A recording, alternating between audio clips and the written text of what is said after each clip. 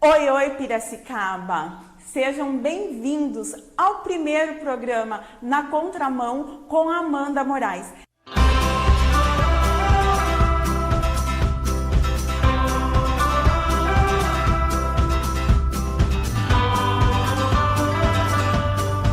Desde já eu vou pedir para vocês deixarem aquele like para mim, se inscreve aqui no canal para receber os nossos outras programação, com bate-papos, com pautas aqui de Piracicaba. Bom, hoje o nosso entrevistado é alguém que tem andado na contramão aqui em Piracicaba. O nome dele é Dr. Rogério. Então, vou deixar para vocês conhecer, não vou falar mais nada sobre ele. Dr. Rogério Gonçalves, paulista, advogado, e vamos começar. Conte pra gente como que começou essa atitude de gritar nas ruas, de ir na contramão. Primeiro, muito obrigado, você como uma expoente aqui da cidade, uma pessoa que se coloca e sabe o que fala. É um prazer para mim poder estar ao seu lado e conversar um pouquinho com vocês do que é ativismo e do que foi, o que me levou lá. Eu acho que para começar eu tenho que lembrar da minha mãe, que ela dizia que a primeira palavra que eu falei no berçário foi não. Então eu comecei a questionar sempre as coisas. Para mim, eu nunca aceitei a verdade absoluta. Então eu sempre estive ligado a movimentos de ativismo. Eu trabalhava com a proteção animal em São Paulo. Acho que a gente pode entender isso desde 1980, 82. Foi quando eu comecei a me envolver com política, com política partidária, porque a atividade política é o que você faz, é o que nós fazemos todos os dias. Então, mais ou menos foi assim que eu comecei, muito mais em defesa de sempre quem foi vulnerável. Eu escrevo um pouco, escrevo mal, mas tento explicar a todos o que é que o pouco que eu sei, eu consigo dividir. Entendi. Aí, quais foram, assim, os primeiros protestos que você começou a se envolver? Qual idade você tinha? Bom, idade não é bem consciência, né? Uhum. Muitas vezes a gente tem pessoas que atingem a maturidade muito antes de qualquer idade. Mas, enfim, eu entendo que foi quando eu me preocupei com os animais, com o direito dos animais, quando eu comecei a estudar o direito dos animais. Porque o direito dos animais, na época, era uma vertente muito pouco abrangida pelo contexto do direito. Eu entro na faculdade em 82, eu sou filho de militar da Reserva da Aeronáutica, já tinha um entendimento de confronto, porque é o início do fim do governo militar, é o início do último governo militar. E o general Figueiredo já tinha colocado que iria ser o último general. Então, meu pai era assessor de ministros, eu tinha esse acesso. Mas entrei na faculdade e fui para quem era mais vulnerável e que eu vi que não tinha nenhuma proteção, que eram os animais. Procurei diversas ONGs e aí iniciei o ativismo, seja com 2 pessoas, com 5 pessoas, e para basear uma coisa, quando em 2004 nós fizemos uma manifestação onde a prefeita Marta Suplicy queria utilizar os animais recolhidos pelo Centro de Controle de Zoonoses de São Paulo para vender para universidades, para que essas universidades de veterinária fizessem os experimentos. Aí nós conseguimos reunir, junto com Luiz Amel, junto com Ângela Caruso, com Roberto Trípoli, Ricardo Trípoli, dois ícones na defesa do direito dos animais, ora pelo Partido Verde, ora pelo... A gente não olhava muito partido, olhava quem nos ajudava. O Fórum de Defesa e Proteção dos Animais. E aí a gente conseguiu reunir 2 milhões de pessoas na Praça da República e se criou a Marta Cruella, né? Que era a figura da Marta, prefeita cruel. e revertermos essa situação. Mas isso com muita mobilização, com muito protesto e organizando ONGs. As formigas vão se organizando. Tinha uma ONG chamada Clube das Pulgas, porque ela se proliferava. O Fórum de Defesa dos Animais, que era um fórum de todas as ONGs. O Quintal de São Francisco, vários outros, alguns. E nasce nesse momento também, dentro do direito dos animais, o veganismo, o direito dos veganos, que hoje se encontra quase que up to date ou cristalizado na sociedade brasileira. Mas naquela época era só um sopro. Hoje o número de veganos tem aumentado muito. E antes de chegar aqui em Piracicaba, já vou dar os parabéns pela luta em São Paulo. Realmente hoje é uma grande conquista, né, que nós conseguimos em prol aos direitos dos animais, né? Coisas que há poucos anos atrás não se viam, e pessoas para lutar por esses ideais também era mínima na sociedade. É uma questão de evolução, né? Animais são pessoas, e são tão pessoas quanto os vulneráveis que se encontram hoje nas praças públicas.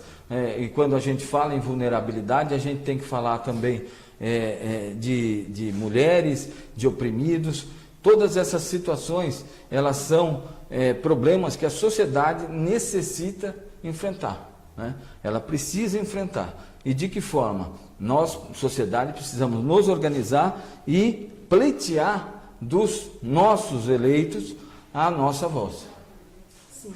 E quando você vem para Piracicaba, há pouco tempo você está aqui, né? E como começa aqui esse envolvimento na política? Chega! Abram seus comércios! Vocês não empregam! São vocês que sustentam o Estado! E eu cheguei em Piracicaba por conta minha esposa eu conheci na internet, né? Uma médica veterinária que conhece muito Piracicaba, que trabalhou de frente ao Hotel Nacional. Então ela tem um conhecimento maior da cidade do que eu. Eu vim aqui para ficar totalmente incógnito. Mas é muito difícil quando você tem uma personalidade contestatória como eu tenho. E eu passei na Rua do Porto, na época, eu chego aqui em Piracicaba em dezembro de 2016. Eu passei aqui em Piracicaba e eu me deparei com um movimento que, na época, o presidente Jair Bolsonaro era inexpressivo, e eu encontrei umas pessoas vendendo camisetas na Rua do Porto. Parei, comprei essas camisetas, e ao comprar essas camisetas eu notei que meu cheque ia para lá, ia para cá e tal. Então eu já desci do carro, eu já fui arrumar branco no branco, preto no preto, amarelo e tal. E assim que eu comecei, conheci as pessoas todas que estavam envolvidas num movimento chamado Movimento Direito Piracicaba, que tinha Mariana Chiarini à frente, né? Encontrei algumas pessoas, e assim eu fui tentando ajudar. De protesto em protesto, até que em 18 se cristaliza a vitória do presidente Jair Bolsonaro e é criado um partido político. Eu sou convidado a participar desse partido político, e quem foi o ideário desse partido político foi o Major Olímpio, a quem eu rendo póstumas homenagens.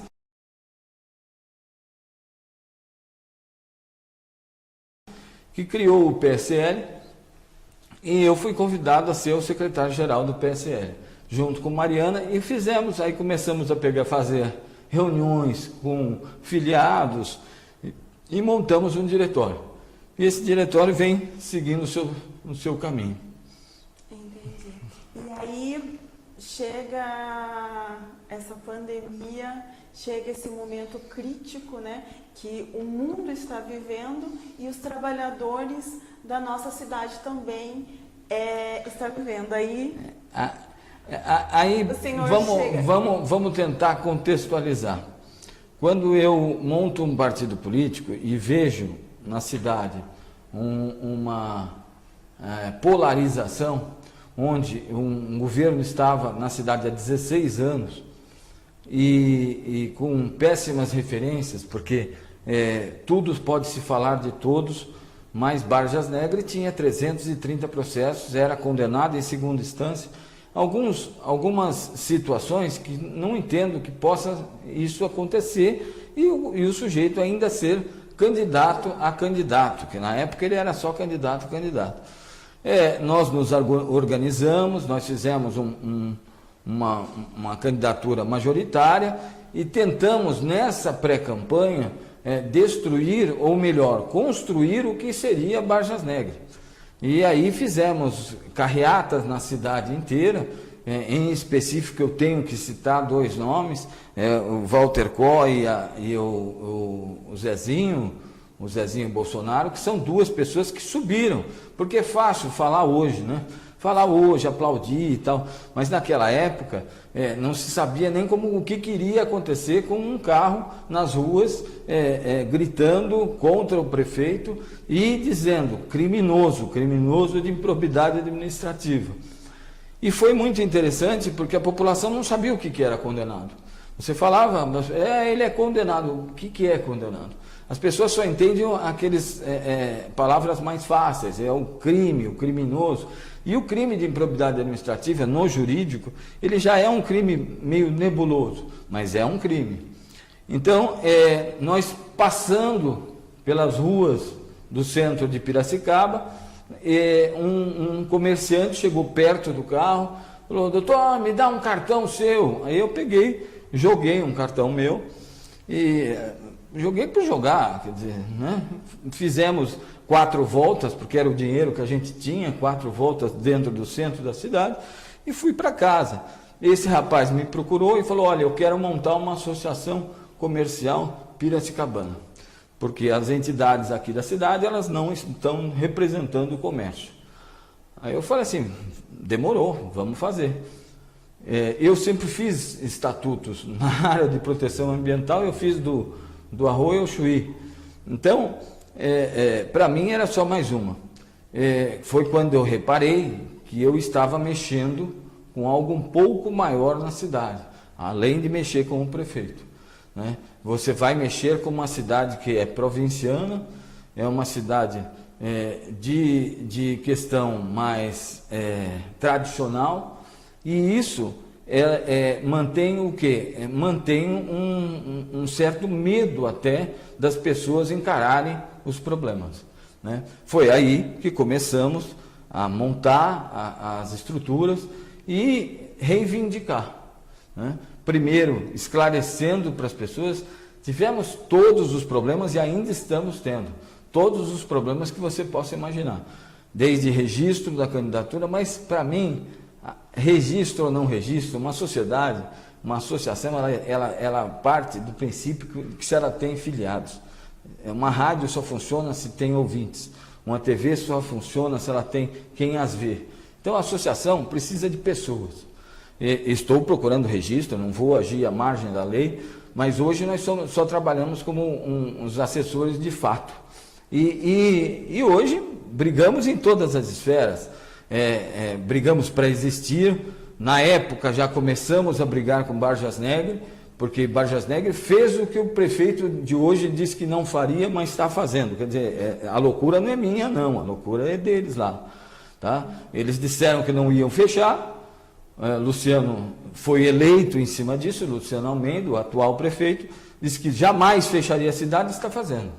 E pior do que fechar, ele está fechando alguns, ou seja, tratando os iguais desigualmente. Então, quando você faz isso, é muito perigoso, porque você cria castas. Então, essas castas é para eles que ele trabalha. Ele não trabalha mais para o povo. E isso é muito difícil, Amanda. Nós procuramos todos os vereadores, nenhuma resposta. Procuramos uma audiência pública porque assim, também não adianta dizer, Luciano, você está errado, você não sabe enfrentar. E eu não falo o que ele tem que fazer? Não. A ACP, que é hoje uma associação com pessoas que têm a direção, ela possui uma diretriz. Nós temos pautas, por exemplo, sim, tratamento preventivo e precoce. Por que não há uma campanha educativa, uma vez que o prefeito, depois que eu falei, inseriu no sistema de saúde municipal de hoje os medicamentos? Por que não se difundiu essa imagem? Por que não se contrata emergencialmente profissionais da saúde? Por que não pegamos todos os profissionais da saúde, sejam cirurgião-dentistas, fonoaudiólogos, veterinários, enfermeiros, atendentes de enfermagem, e vamos para os bairros, vamos fazer o atendimento precoce, antes do problema chegar no posto de saúde, antes de chegar no hospital. Outra coisa, por que a gente não aumenta o espaço do comércio, não limita, aumenta o horário, para que as pessoas possam ir escalonadamente? Porque os empresários, eles já usam o distanciamento, o álcool gel, as máscaras, tudo é feito, e sempre usaram medidas sanitárias. Então por que agora não se faz isso? Não, ao contrário, vai se limitar ações, vai se proibir comércio de combustíveis, quer dizer, está se criando mercado negro, está se criando alternativas para o caos. Então, a associação tem uma posição, desobediência civil já. Por que o prefeito não parcela impostos como foi feito em São Pedro? Não fala, impostos eu digo popularmente, mas são tributos, alvarás, multas, taxas. Por que isso não é feito? Então, nós estamos colocando alternativas. Ele não pode dizer que é um discurso vazio, um discurso sem propostas. Só para se posicionar. Oi? Tá acabando? Não. 21, né? Oi? 21. Ah, tá. Mais 10 minutinhos. Pode voltar. Posso voltar? Você ficou famoso aqui na cidade de Piracicaba e região como um líder de empresários que pede a desobediência civil. Vamos falar um pouquinho sobre isso, porque o que a sociedade às vezes entende com a desobediência civil? Quando se fala desobediência civil, a gente tem a ideia de um confronto, de uma coisa desordeira. Nos explica melhor como que o comerciante vai estar fazendo essa desobediência civil, que a ideia não é essa. Tá, vamos tentar voltar um pouquinho e contar da história do mundo. Henry David Thoreau era um americano que ele se contrapunha à guerra dos Estados Unidos contra o México. Na verdade, os Estados Unidos compraram alguns estados que hoje são dos Estados Unidos, do México. Então, o Texas, mesmo o Novo México. E ele se contrapunha a isso. Só que, de que forma que ele poderia se contrapor se ele era único e exclusivamente um gerente de uma fábrica de lápis, tá? Que era da família. Então, a forma que ele achou foi de não recolher impostos, não recolher nenhum tributo que era com aquele tributo que era comprado armamento para ir para a guerra contra o México. Ele é preso e na cadeia ele escreve sobre a desobediência civil. A desobediência civil, mais do que qualquer ato, ela é uma teoria. Quem mais cristalizou no mundo, embora Thoreau tenha feito nos Estados Unidos, foi Gandhi. Gandhi, quando estuda direito e vem para a África do Sul, e na África do Sul ele encontra todo aquele conflito racial, um conflito de etnias, ele volta para a Índia e se converte ao budismo e pela não violência. A não violência de Gandhi é um pouco maior do que a que eu prego aqui. A que eu prego aqui, única e exclusivamente, trabalhem, exerçam o seu direito de ir e vir, de livre iniciativa, que está na Constituição, que está sendo reconhecido por muitas decisões judiciais, e, além disso, não desrespeitem a fiscalização. A fiscalização vem, ela coloca, ela multa, ela faz o que ela quiser. Vou embora, você baixou a sua porta, foram embora, levante sua porta e continue a trabalhar. Era assim que Gandhi fazia. Gandhi sentava nas ruas, ocupava as ruas e o inglês, o interventor inglês tinha que vir e arrancá-lo com a força. Então a força nunca era usada por Gandhi, era usada contra ele, e com isso a desmoralização do Estado acontecia e aí a realidade mudou. É isso que eu prego. A violência não é nunca um caminho, mas nós precisamos usar a maior violência, que é ignorar o Estado. Um Estado opressor que quer multar, essas multas elas não existem, elas não têm respaldo legal, e está se fazendo isso. A doença está aí e a doença sumiu, porque só sofre da doença quem faleceu, quem está nos hospitais. Os políticos adotaram isso como uma bandeira de briga pessoal. Isto é pérfido. E Luciano está fazendo exatamente o que ele disse que não ia fazer. Isto é muito triste para uma pessoa que eu entendia digna. Infelizmente, a gente enfrenta um caos hoje, a nossa sociedade, que é a saúde, porém a saúde que o Estado ele tem por obrigação em nos oferecer, né, o tratamento, e está morrendo Agora, Amanda, nunca foi uma beleza, hein? Não, vamos começar a conversar, porque assim, parece que a gente vivia num mar de rosas e que hoje é que explodiu. Não é assim. Não se morre de mais nada, tudo é Covid-19 e não há asepsia. Eu me lembro muito bem de todo mundo ter medo de ir a hospitais para pegar uma infecção, uma bactéria. Por quê? Porque todo mundo morria de infecção hospitalar. Tá? Então, assim, não somos médicos, não somos, eu sou advogado, mas muita gente falando sobre lei, mas a situação é boa, eu não acho ruim não, porque as pessoas têm que conhecer os direitos delas, tá? E pelo menos, de uma forma ou de outra, está se discutindo a Constituição, e ótimo, nós precisamos do albergue dela. Sim, o que eu quero dizer é que o Estado ele não fez o dever de casa dele. Ah, não. Aí o que acontece? Ele pune hoje os trabalhadores. Estamos 1 ano de pandemia no Brasil e não vai acabar daqui 30 dias. E existem trabalhadores que não trabalham desde o começo desta pandemia. Hoje eu li uma citação fantástica. Faz 1 ano que estão pedindo da gente 1 semana ou 2 semanas. Faz 1 ano e pouco. Tá? Então, assim, não é só trabalhar, são vários eventos que as pessoas não entendem. Não adianta um supermercado trabalhar. Tá? A engrenagem toda do supermercado, tá? O funcionário que trabalha numa indústria de farinha, que canta à noite para poder, como cantor, encher o seu prato de comida e da sua família, ele não cantando, ele vai trabalhar na indústria de farináceo de uma forma totalmente diferente, ele já não vai estar feliz no trabalho dele, já vai ficar pensando, vai poder, às vezes, cometer algum erro. Então, gente, é tudo um reflexo, é um dominó. Derrubou um, vai derrubar todos. E isso tem que ser combatido com o quê? Com união, tá certo? Com união, com conhecimento e mais, com liberdade.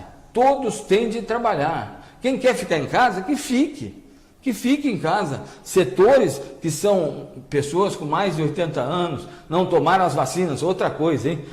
Ninguém aqui é contra as vacinas, pelo amor de Deus. Nós somos a favor de qualquer tratamento, qualquer um. Agora apareceram 2 novos tratamentos.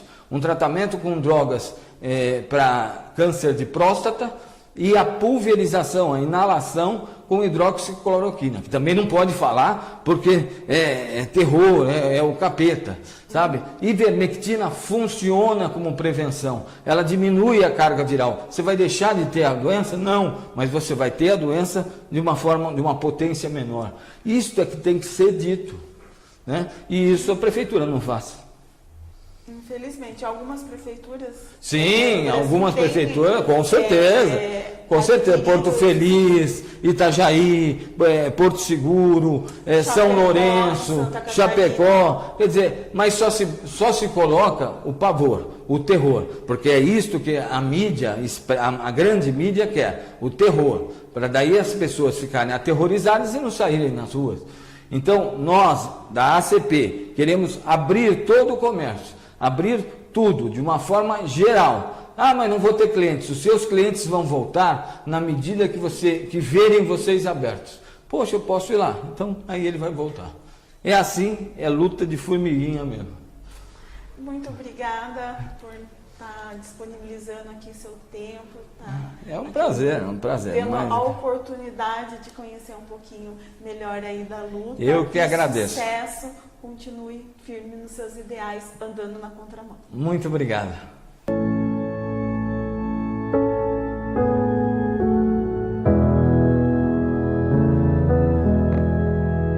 O mercado está vazio, todo o tráfego parou, construtores não trabalham, a colheita já findou, afazeres são deixados, terminaram seu labor, toda a terra está em suspense, é a volta do Senhor.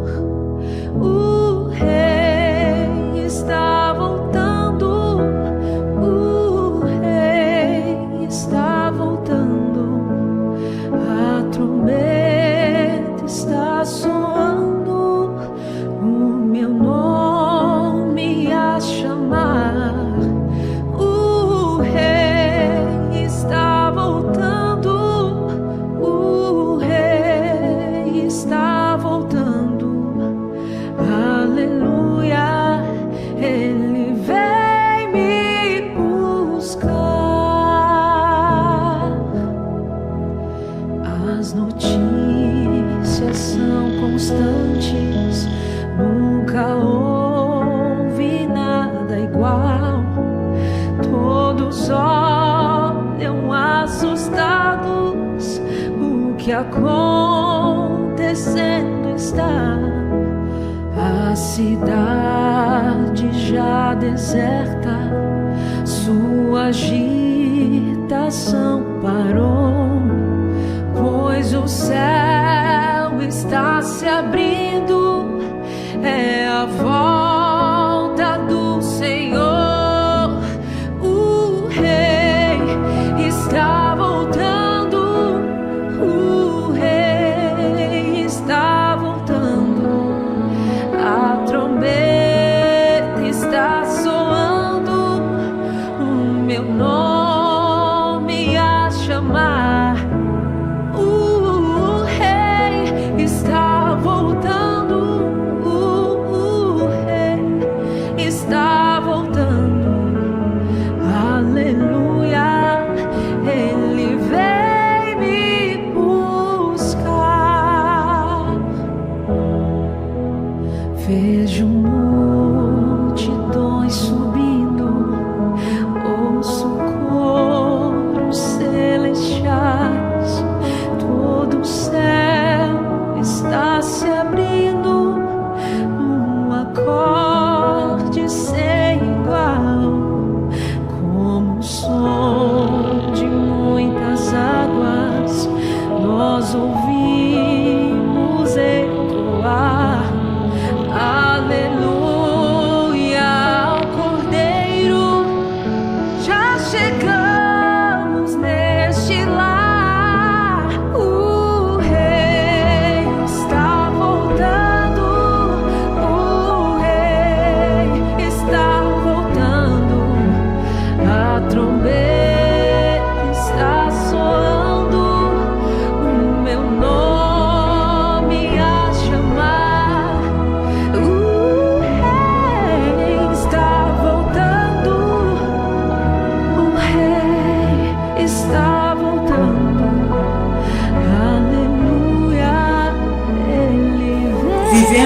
dias difíceis. É iminente que está acontecendo algo sobrenatural no mundo. É hora de arrumarmos a nossa casa, consertar o nosso caráter e ir à contramão do mundo.